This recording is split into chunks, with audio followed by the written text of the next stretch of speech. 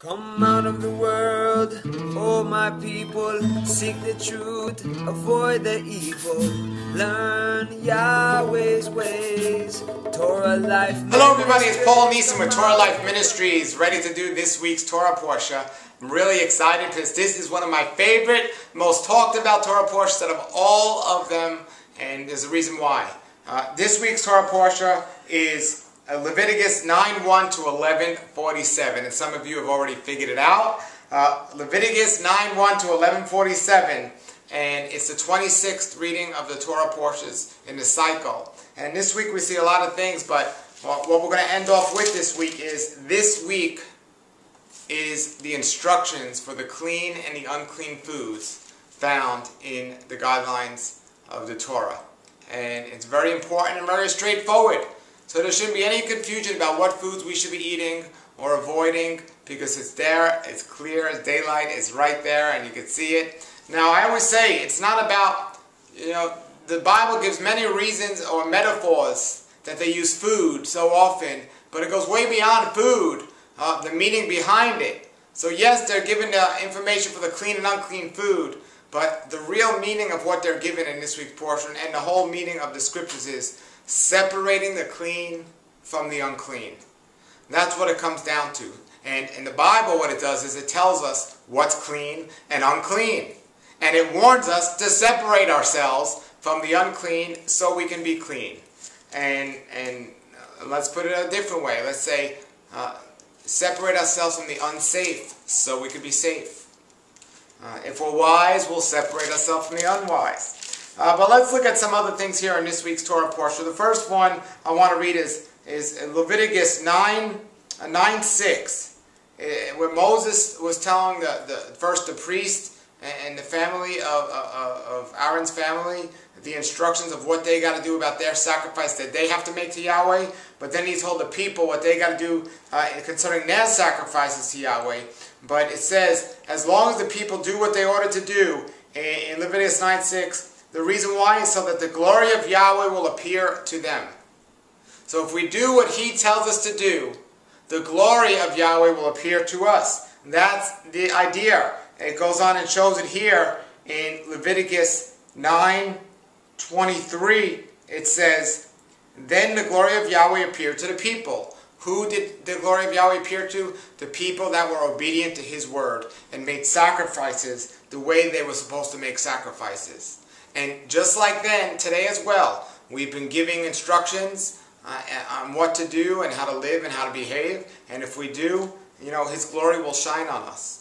But what happens if we don't, folks? Well, we can see here, Yahweh gave Aaron and his sons direct instructions for their sacrifice and exactly what they were to do. But Aaron's sons, they didn't do that. Two of Aaron's sons, actually it says here in 10:2, they made a fire in the presence, actually in 10:1, it says they made unauthorized fire. And then in 10:2, it says Yahweh consumed them by fire, destroyed them, killed them for being disobedient.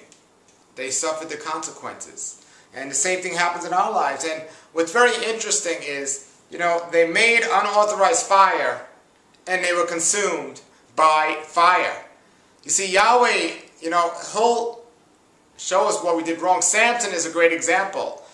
Samson's big downfall was his eyesight, his vision. Whenever he would see a beautiful woman, he would stop thinking clearly and he would just become disobedient to Yahweh. Kind of like many men today, right? Well, how did Yahweh punish him? The first way Yahweh punished him was He took his eyesight out. He took his vision away. Now, it actually might seem like a punishment, but it was probably a blessing in disguise, since that was his downfall. But Yahweh will punish us for, just like it says in Hosea 4:6, my people destroyed for lack of knowledge because they have forgotten me. I also forget you. You see, you forget Him, He forgets you. It says, because you have rejected the instructions, I also reject you from being priest for me. And not only will you suffer, your children will suffer. So we got to be careful and watch our steps, folks. But it says, if we're obedient, His glory will shine on us. And that's one of the important things today. Now, another topic on a completely different subject is in this week's Torah, we look at Leviticus 10:8 or 10:9. It spoke about the priests weren't allowed to drink any wine or any other alcohol at all. And at least when they were on duty, they weren't allowed. Why is this so? It says in Leviticus 10:9, it says, don't drink any wine or other intoxicating liquor. But then it goes on to say in 10:10 of Leviticus, so that you will distinguish between the holy and the common, and between the clean and the unclean. Well, we already spoke last week about the word holy, what it means. The word holy means set apart. Set apart from who? Set apart from the common people, the common way of thinking, and so on. But then it also says, you will know the difference between clean and unclean. Well, what it's leading to here is, first of all, that wine is intoxicating, because it says, don't drink any wine or other intoxicating liquor. Now, some people will say, well, just a small amount is okay. Well, it's intoxicating the first time you take a small amount, but then as your body gets used to it, you can take more. But it's still going to mess with your judgment, folks. You know, so you want to be careful when it comes to any intoxicating liquors. Many people get addicted to it. Alcoholism is one of the most common illnesses that people suffer from today. And people like to make excuses saying, well, they drink wine in the Bible. Well, you know, they did, but it also messed with the judgment quite often. And again, it says here, so that you will distinguish between the holy and the unholy, between the clean and the unclean. So, you know, I'm not saying you're sinning if you drink wine. I'm not saying you're sinning if you drink intoxicating liquor. But I am saying it's going to mess with your judgment, which can lead to some sin. And why take a chance, folks? There's absolutely no reason to go ahead and take some intoxicating liquor. It's not good for you physically, emotionally, or spiritually. Now, if you're one of those people that believe, well, you know, we're commanded, or we should, or we want to, or we're allowed to take some wine during a special occasion for a feast or something, well, at least limit it to that feast. Don't be drinking wine every single night before going to sleep saying, well, they said on the news it's okay to have a cup of wine every night. Or, well, I need a cup of wine to just make me relax and unwind.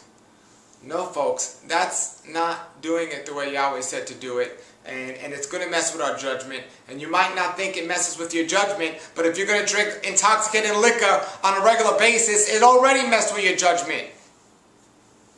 Folks, there's no reason to drink wine. There's no reason to drink intoxicating liquor. Well, I like the way it tastes. Well, go get yourself something else you like that's not so harmful to the body and so damaging to yourself and the people around you.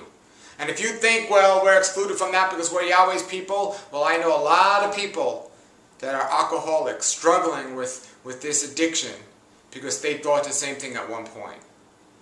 You know, I also know people that used to be alcoholics and now they're believers and they can occasionally drink some liquor. And they seem to be doing okay. They seem to like it. But why take the chance, folks?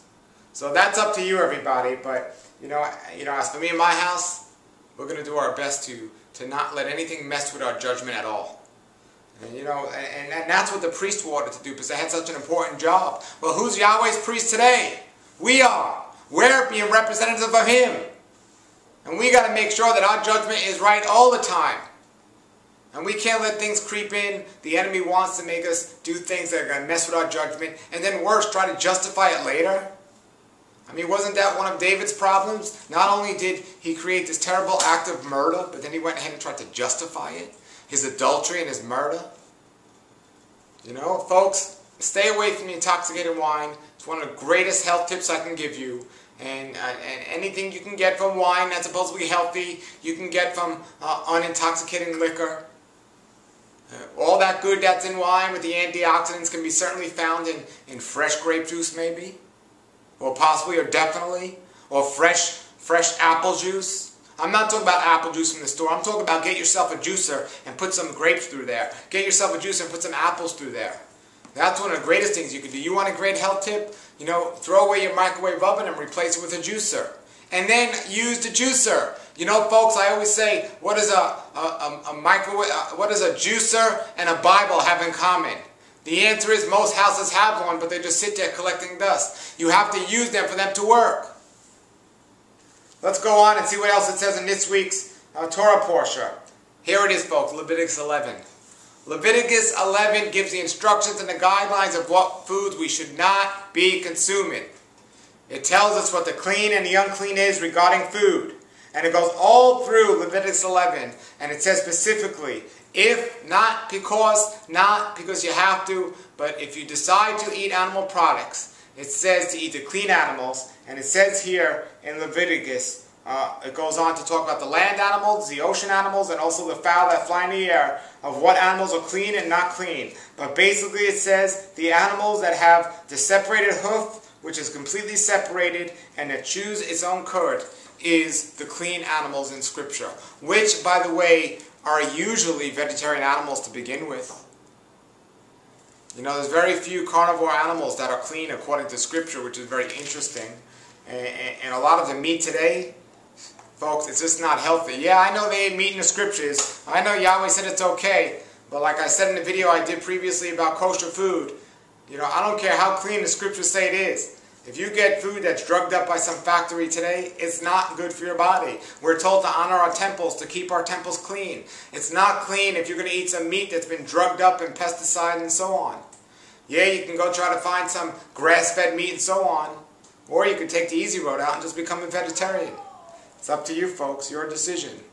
But it goes on this week in Leviticus 11. All of Leviticus 11 talks about the clean and the unclean foods, what's clean and what's not clean. So then it goes on to say here, in Leviticus 11:43, do not make yourselves unclean with these unclean animals. It says, do yourselves and be holy, for I am holy. Do not defile yourselves. So do not defile yourselves with the unclean things, and stay holy. Holy means set apart for Yahweh, so His glory could shine down on you. That's what we want, folks. See, it says the whole thing here. It says, I give this law concerning the animals. And it's the law, the guidelines and instructions concerning everything. It says here in Leviticus 11:47, its purpose is to distinguish between the unclean and the clean. And folks, that's what the purpose of the Torah is. To distinguish between the clean and the unclean. But then you have to take an action and separate yourself from the clean and the unclean. And to do that, you need to be of good judgment. You need to be in union with Messiah. And then Yahweh's glory will shine down on you. Alright, folks, and that's this week's Torah Parashah. You can go to TorahLife.tv and see all my other videos and all my other Torah portions for the other weeks. You can also see a lot of other information on that website. That's TorahLife.tv.